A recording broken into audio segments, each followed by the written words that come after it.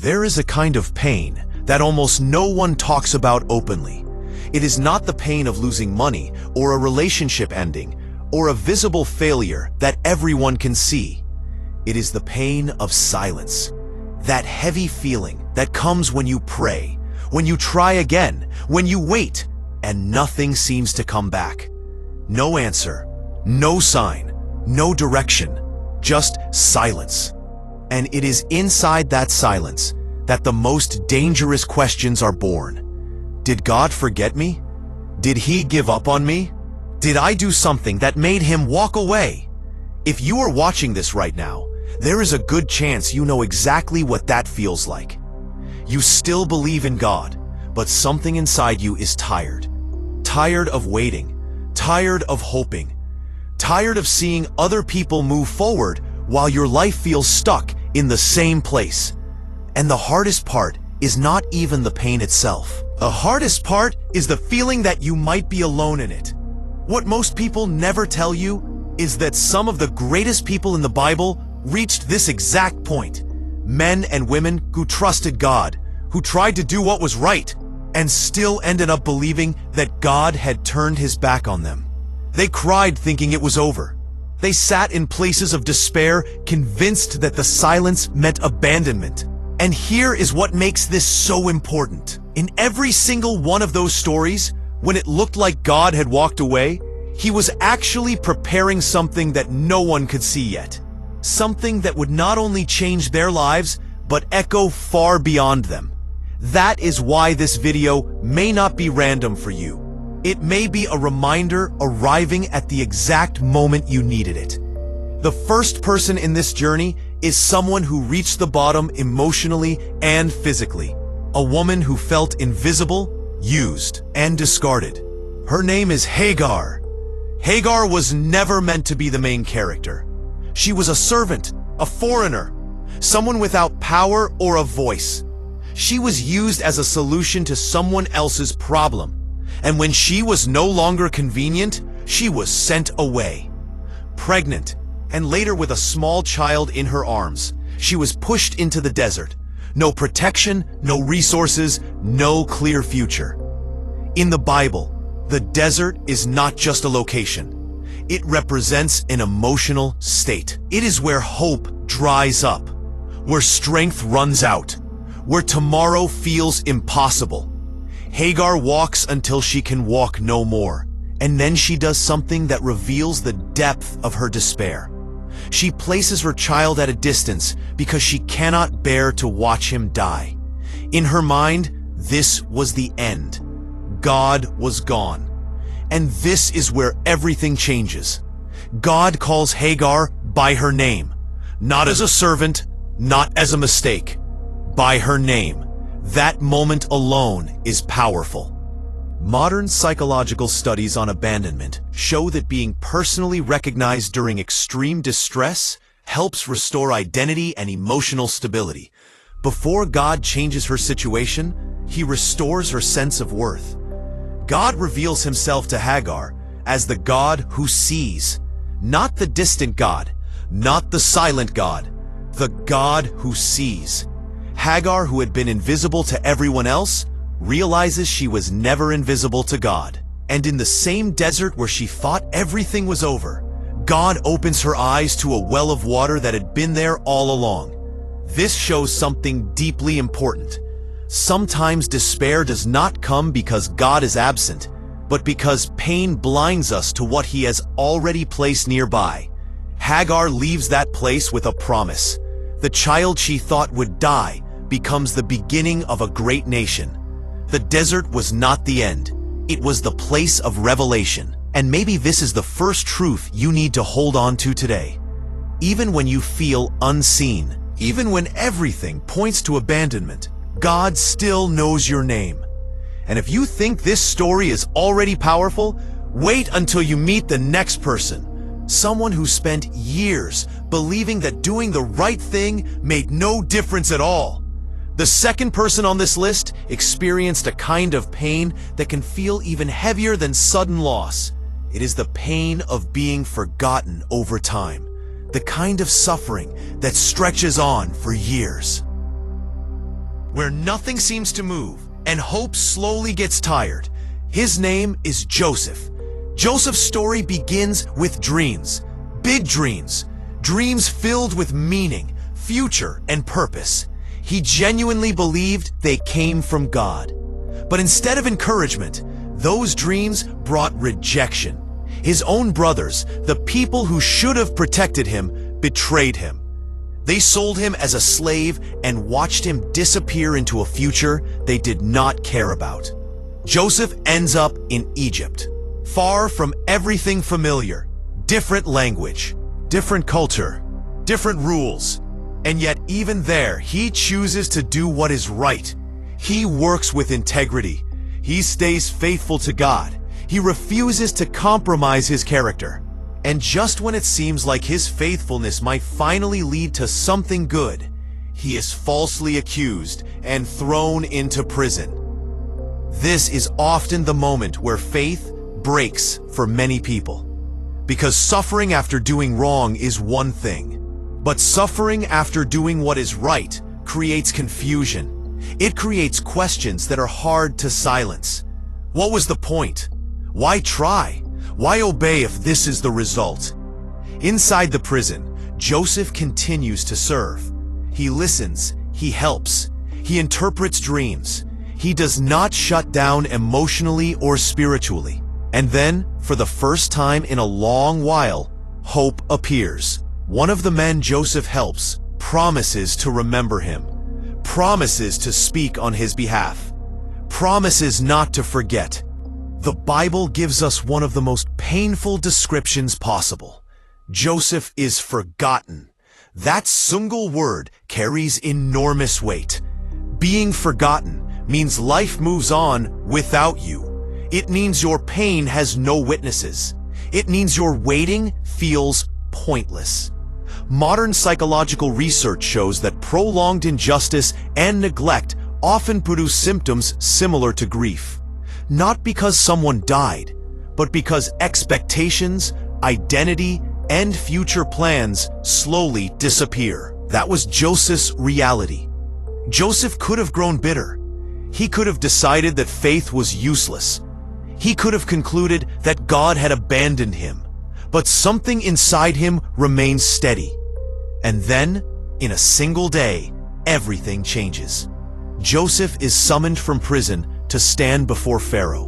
In a matter of hours, the same man who was forgotten is placed in a position of authority over all of Egypt. From a cell to the palace, from silence to influence, from waiting to fulfillment. This moment reveals something essential. God's silence was not delay, it was preparation. Every unjust moment, every quiet year, every unanswered prayer was shaping Joseph into the person he needed to become. Nothing was wasted. The third person on this list experienced a different kind of abandonment. Not physical, not external, but deeply emotional and spiritual. Her name is Hannah. Hannah carried a pain that few people truly understood. She was unable to have children, and in her culture, that was seen as failure, as shame. To make it worse, she was constantly provoked and humiliated. The people around her could see her tears, but they could not feel her pain. One day, Hannah reaches a breaking point. She goes to the temple and begins to pray, but no words come out, only tears. Only silent anguish. Her lips move, but no sound is heard. And instead of compassion, she's misunderstood. Even the priest assumes she is drunk. This detail matters because deep suffering is often misinterpreted. People judge what they cannot understand. Those who hurt the most often feel the most alone. Hannah could have stopped praying. She could have decided that God was not listening, but she does not. She pours out her heart completely, and in time, the answer comes. She gives birth to Samuel. But the story does not stop there. Samuel becomes one of the greatest prophets in Israel's history. This teaches something powerful. Some prayers are not answered quickly because they are not only healing a moment, they are shaping generations. If you are in a season of long waiting, this part of the story matters for you. The silence does not mean your prayer has been ignored. It may mean it carries more weight than you realize. And if you think abandonment only comes from other people or from long seasons of waiting, the next story goes even deeper, because now we will talk about someone who believed God had given up on him because of his own failure. There is a form of abandonment that feels heavier than silence and longer than waiting. It is the belief that God did not give up on you because of circumstances, but because of who you became. Because of a mistake. Because of a failure that feels too big to recover from. The fourth person in this story lived that reality. His name is Peter. Peter was not a distant follower of Jesus. He was close, passionate, loud, emotional, the kind of person who speaks first and thinks later, but loves deeply.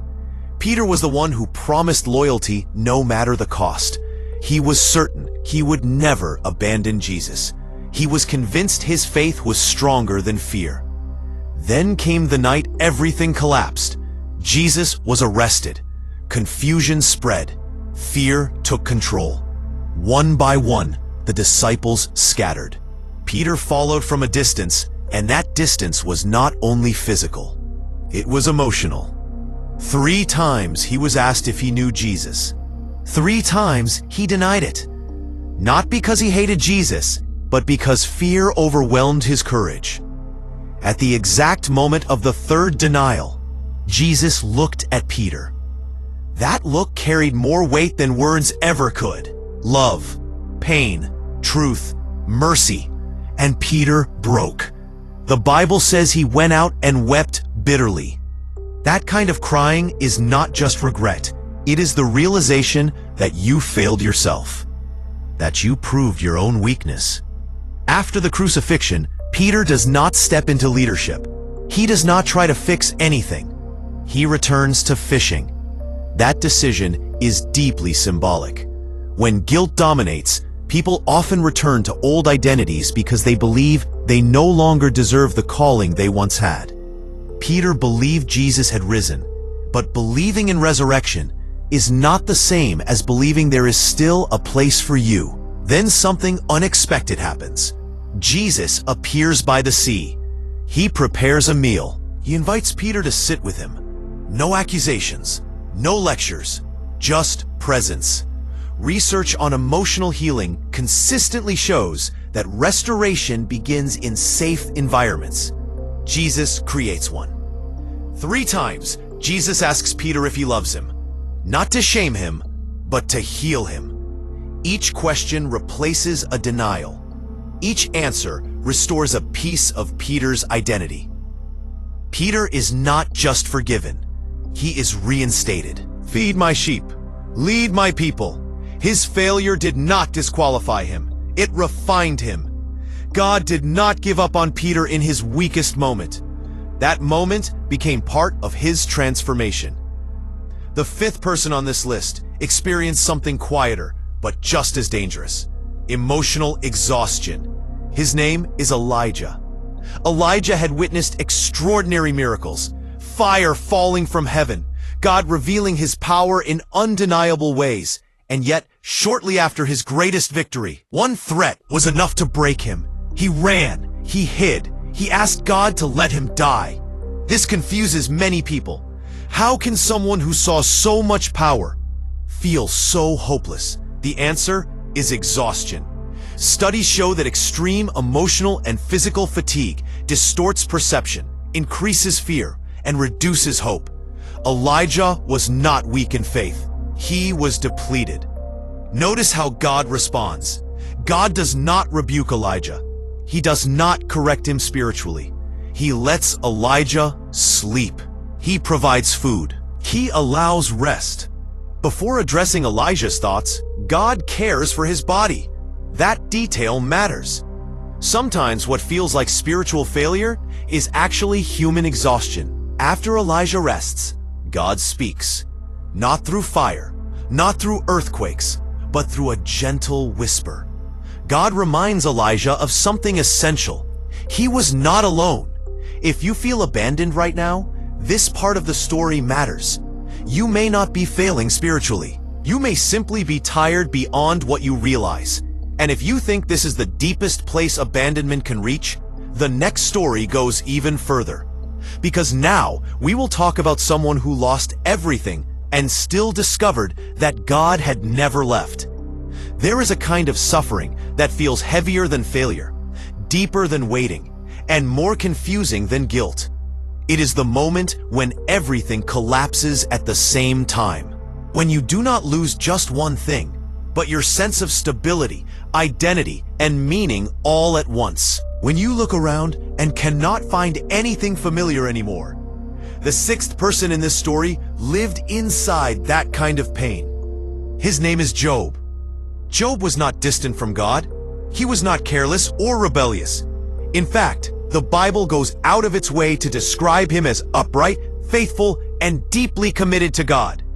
That detail matters because many people secretly believe that strong faith should protect them from extreme loss. Job's life challenges that belief in the most uncomfortable way possible. In a very short period of time, Job loses his wealth, his children, his health, and his social standing. Everything that once gave structure to his life is taken away. And as if that were not enough, something even more painful happens. God is silent. Job cries out. He questions. He mourns openly. He does not filter his emotions. He does not pretend to be strong. He says things that sound uncomfortable, raw, and even confusing. This is important because real faith is not the absence of questions. Real faith is choosing to bring your questions to God instead of running from Him. Job's friends arrive, and at first, they do the right thing. They sit with him in silence. But eventually, they begin to speak. And when they speak, they bring judgment instead of comfort. They assume that suffering must always be the result of wrongdoing. That if Job is hurting this much, he must have failed somewhere. This adds a new layer of pain. When suffering is misunderstood, it becomes heavier. When people try to explain your pain instead of sharing it, isolation grows. Job is not grieving his losses. He is defending his integrity. At one point, Job expresses something many people feel but rarely say out loud. He says that he cannot find God anywhere. Not ahead of him, not behind him, not to the left or the right. This is not rebellion. It is despair. It is the agony of reaching for God and feeling nothing in return. Modern studies on trauma and grief show that during extreme loss, the most damaging experience is not the lack of answers, but the sense of abandonment. Job is living inside that space. He does not know why this is happening, and worse, he feels alone inside it. Then something unexpected happens. God speaks. But not in the way Job hoped. God does not sit down and explain every reason behind the suffering. He does not give Job a clear timeline or a detailed justification. Instead, God reveals His presence, His power, His perspective. God reminds Job that there is more happening in the world than Job can see, that control never left his hands, that silence did not mean absence. This teaches a difficult but powerful truth. Sometimes, God does not remove the pain right away. Sometimes, He reshapes the person inside the pain. Sometimes the answer is not an explanation, but a revelation of who God is in the middle of the storm. As the story continues, Job's life is restored. But the restoration is not presented as a reward for perfection or quiet endurance. It is evidence that God never abandoned him. The silence was not rejection. It was part of a deeper work. If you are in a season where everything feels stripped away, where life looks nothing like it used to, Job's story matters deeply. It reminds us that God can be present even when He's quiet. And sometimes the most important thing God restores is not what you lost, but who you become while waiting. The final person in this journey represents a pain that is quiet, slow, and often misunderstood. It is not the pain of sudden disaster or dramatic failure. It is the pain of believing that life has already given you everything it ever will. That the best days are behind you? That nothing truly new is coming? Her name is Naomi. Naomi's life did not begin in tragedy. She had a family, stability, and a sense of belonging. But loss entered her story in waves. First, her husband died. Then, one by one, her 2 sons died as well. In a short period of time, Naomi went from fullness to emptiness, from identity to uncertainty, from hope to survival. In her culture, this kind of loss was more than emotional. It meant vulnerability, insecurity, and social invisibility. Naomi was not just grieving. She was exposed, unprotected, alone. When Naomi decides to return to her homeland, something very revealing happens. She asks people not to call her Naomi anymore. Her name means pleasant. Instead, she asks to be called Mara, which means bitter. This is not just a nickname. It is a confession. Naomi has reached a conclusion about her life. She believes God has turned against her. She believes her story has ended in loss. This is a dangerous kind of pain because it does not scream. It settles. It convinces you to lower your expectations, to stop hoping, to accept that the future will only be a smaller version of the past. And yet, something important is happening that Naomi cannot see. God does not confront her bitterness immediately. He does not correct her theology with speeches. He begins to work quietly through ordinary life. Ruth enters the story almost unnoticed. A foreign woman, no status, no security, just loyalty and faithfulness. Naomi does not recognize it at first, but God is already moving through this relationship. Redemption often begins disguised as something small. Day after day, simple choices are made. Fields are visited. Conversations happen. Nothing looks miraculous. Nothing feels dramatic. But behind the scenes, God is weaving restoration through obedience and kindness. This reveals something powerful. God does not always rebuild lives through sudden breakthroughs. Often, He works through consistency, through faithfulness in ordinary days, through relationships that feel insignificant at the time. As the story unfolds, Naomi experiences something she never thought she would again. She holds a child in her arms, a grandson. In that moment, everything she believed about her future is challenged. The woman who thought her legacy was over becomes part of something far greater than she imagined. That child becomes part of the lineage of King David, and generations later, part of the lineage of Jesus. Naomi's emptiness becomes connection. Her bitterness becomes purpose. Her ending becomes a beginning. This completes the pattern we have seen through all 7 stories. Hagar in the desert, Joseph in the prison, Hannah in the temple, Peter on the shore, Elijah in the cave, Job in the ashes, Naomi in quiet return. Every one of them reached a moment where they believed God had given up on them. They interpreted silence as abandonment. They assumed the worst because pain limited their vision. But in none of these stories did God walk away. He was present when they could not feel Him. He was working when they could not see it. He was preparing something greater while they were convinced nothing was happening. Maybe you started this video feeling forgotten. Maybe you are watching from a season where life feels smaller, quieter, and heavier than it used to. Maybe you are living inside that silence right now. If there is one truth these stories leave us with, it is this: God's silence is not absence. It is not rejection. It is often preparation happening beneath the surface. Do not conclude that your story is finished because one chapter ended painfully. Do not assume God has abandoned you because the answer has not come yet. If these lives teach us anything, It is that God writes his most surprising chapters at the very moment we think nothing is being written at all. And maybe the fact that you stayed until this moment is not an accident. Maybe it is a quiet reminder that God has not finished with you either.